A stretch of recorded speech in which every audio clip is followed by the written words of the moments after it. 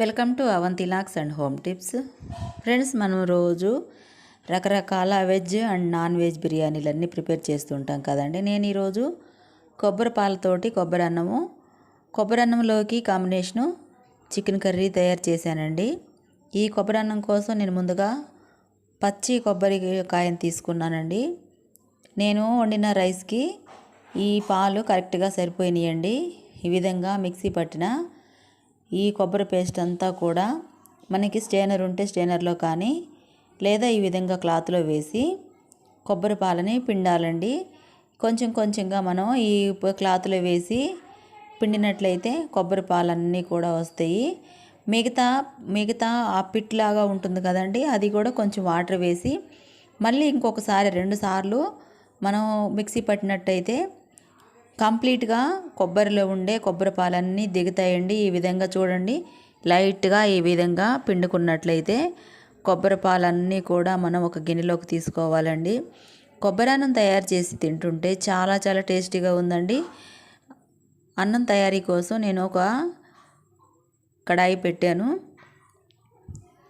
Oil వేసి చెక్క, బిర్యానీకి కావలసిన మసాలాలన్నీ కూడా నేను ఇంట్లోనే తెచ్చిపెట్టుకుంటానండి. ఎందుకంటే మనకి వీడియోస్ తీసుకోవడానికి అవైలబుల్గా ఉంటుందని అన్నీ ఎక్కువ తీసుకొచ్చి పెట్టి ఉంటానండి. ఈ విధంగా బిర్యానీకి కావలసిన దినుసులన్నీ వేసి లో ఫ్లేమ్లో పెట్టి ఫ్రై చేసుకోవాలి. ఒక ఆనియన్ తీసుకొని ఈ విధంగా కట్ చేసి, పచ్చిమిర్చిలు ఆనియన్ కట్ చేసుకొని ఆయిల్లో వేసి లో ఫ్లేమ్లో పెట్టి ఫ్రై చేసుకోవాలండి. నేను ఎక్కువ ఆయిల్ ఏం వేయలేదు, ఎందుకంటే కొబ్బరి పాలతోటి మనం కొబ్బరి అన్నం తయారు చేస్తున్నాం కాబట్టి.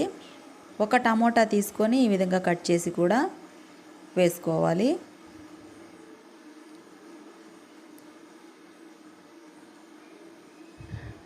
టమోటా మగ్గిన తర్వాత 2 టేబుల్ స్పూన్ల ఫ్రెష్గా ఉండే అల్లం వెల్లుల్లి పేస్ట్ వేసుకోవాలండి. ఈ విధంగా అల్లం వెల్లుల్లి పేస్ట్ వేసిన తర్వాత అంతా కలిసే విధంగా, అడుగు అంటుకోకుండా అంతా కలిసే విధంగా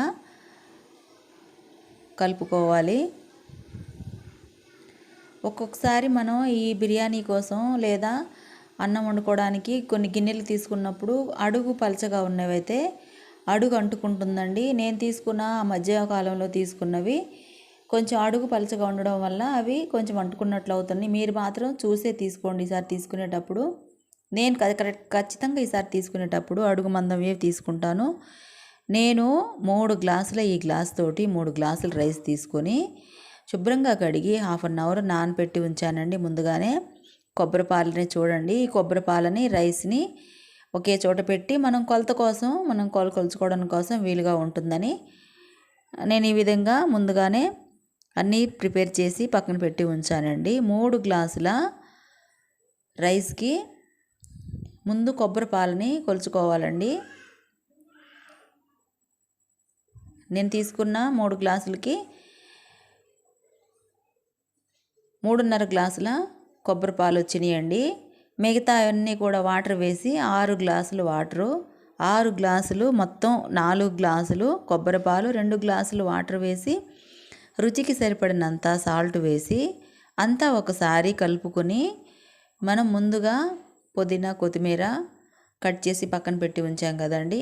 పుదీనా కొత్తిమీర కూడా ఈ విధంగా మనం ఫ్రై చేసేటప్పుడే కాకుండా కొబ్బరి పాలను వేసిన తర్వాత వేసుకున్నట్లయితే ఆ పాలు, కొబ్బరి పాలు మరిగేటప్పుడు మంచి వాసన వస్తూ చాలా కమ్మగా ఉంటుందండి.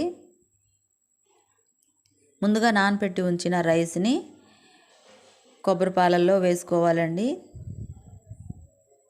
విధంగా రైస్ని వేసిన తర్వాత అంతా ఒకసారి కలిసే విధంగా కలుపుకొని సాల్ట్ సరిపోయిందో లేదో చూసుకొని మూత పెట్టి మనం ఉడకనివ్వాలండి.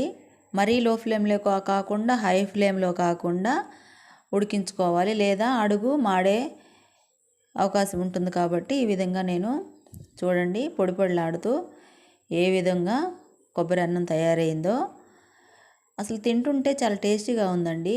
ఈ కొబ్బరి అన్నంలోకి మటన్ కర్రీ అయితే ఇంకా చాలా బాగుంటుంది. నేనైతే ఈరోజు చికెన్ కర్రీ తయారు చేశానండి. మళ్ళీ ఒక 5 నిమిషాలు మూత పెట్టి పక్కన పెట్టి ఉంచినట్లయితే చూడండి, సర్వ్ చేసుకుంటున్నప్పుడు ఎంత పొడి పొడిలాడుతూ ఉందో, నేను ముందుగా చికెన్ కర్రీ ప్రిపేర్ చేశానండి. చాలా వీడియోస్ ఉన్నాయి చికెన్ కర్రీ, అందుకనే వీడియో ఏం తీయలేదు. ఎంతో రుచిగా ఉండే కొబ్బరి పాల అన్నంలో చికెను గోంగూర కలుపుకొని తింటుంటే చాలా చాలా టేస్టీగా ఉందండి. ఈ కొబ్బరి పాలతోటి చేసిన అన్నం వీడియో మీకు నచ్చినట్లయితే మా